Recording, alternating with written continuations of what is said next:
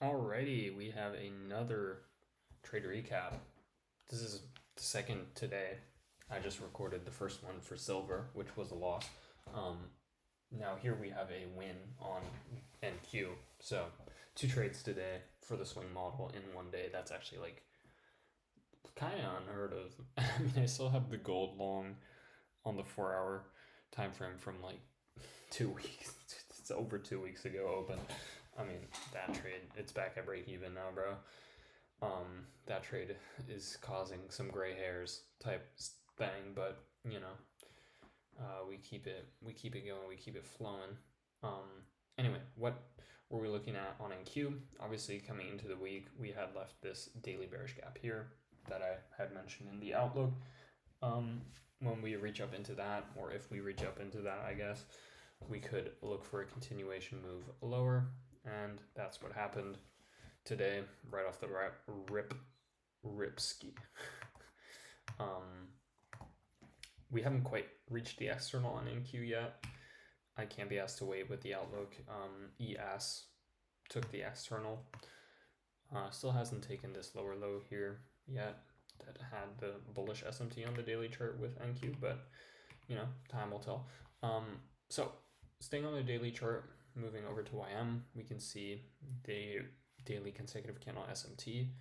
YM does not trade up into its fair value gap. ES and NQ do. That is the SMT that we were working with here, right? I can also just quickly or semi-quickly add that connotation up here. Yeah, pretty simple trade, right? We were hanging just below the daily. Why is there a dot in here? Just below the daily fair value. Bro, I don't know why there's a dot, because it messed up the minus sign. Hanging just below the daily bearish fair value gap low, or like just below the daily bearish fair value gap in total, not just the low of it, right, but also the low. Going into London, then at 2 a.m., 3 a.m., right, we push up higher,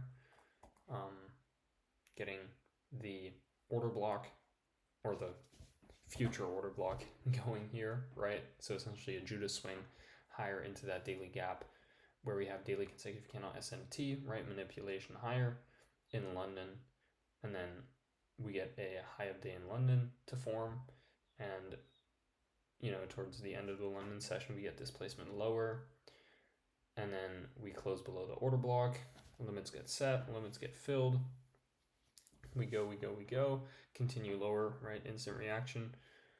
Probably intermediate term target was, you know, this low for price right here. Tap that here at 8 a.m. Then we came up, and then 9:30 open on the 9 a.m. candle. 9:30 open, we pushed lower one more time. Already hit TP, pushed back up into this hourly fair value gap, right? That was kind of then a unicorn at this point. Here it was just order block plus breaker for my entry because we hadn't formed this fair value gap here yet. But then later in the day, this was formed as a fair value gap. We tapped that here in New York. We had SMT with ES, who did not, or which did not tap that order block.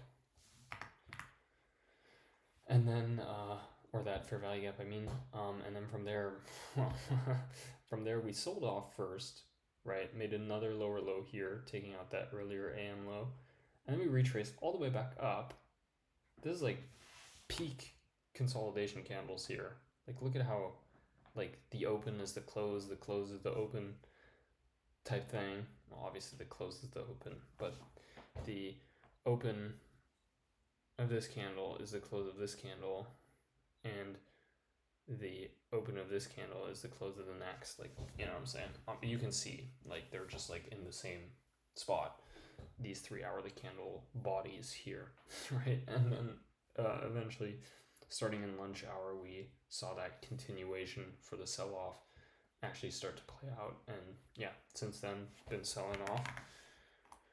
I haven't really looked at the intraday charts post like New York AM early because I had university, so I'm just gonna quickly look. I mean, nothing really actionable anyway. Like, obviously model wise there was potentially, you could have framed this for the mech model, but I was sitting in the fucking streetcar, and I had to get out right at the moment, kind of where this entry was kind of in quotation marks playing out, and I couldn't really, bro. Executing top step off your phone is like, that's my personal hell, bro. Top step X off the phone, bro. Yeah, I have to like be sitting down and like really locked in to do that, and I had to get up, and it was like crowded, so I wasn't able to uh, interact with this setup if it is one. I'm not actually sure.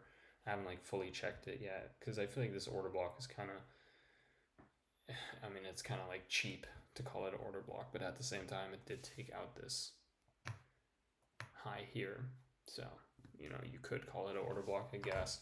I wish this had like a breaker formation in here. Then I probably would have sat in the tram for a stop longer in order to take that trade.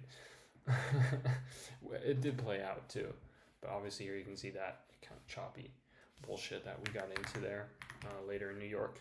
But yeah, anyway, I mean, I'm yapping. I'm gonna do one of these. Not quite. I'm gonna do this. Keep the rest on, I think.